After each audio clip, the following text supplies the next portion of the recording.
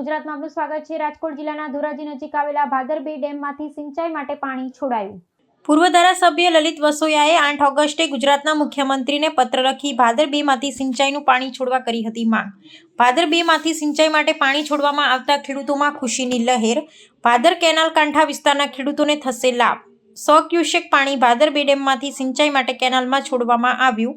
અંદાજિત 500 હેક્ટર જમીનને થશે પિયતનો લાભ। વરસાદ ખેંચાતા ખેડૂતો ચિંતિત થતા પાણી છોડવામાં આવતા ખેડૂતો ખુશ।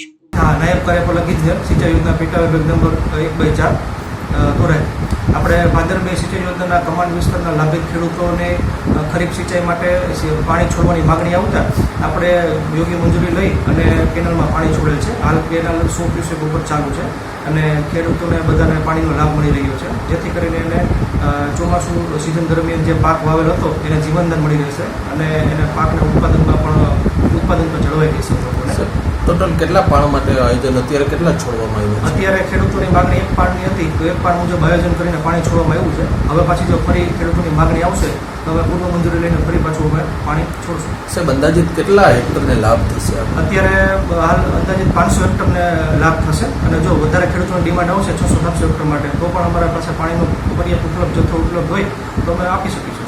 હાલ ભાદરમાં કેટલો પાણીનો જથ્થો? અત્યારે અમારે 90% ભાદર ડેમની જથ્થો સંગ્રહ થયેલો છે અત્યારે અમારે, અને અત્યારે આવક તો નથી પણ જે પાણી આવે છે એ કેનાલમાં પાછું બધું એક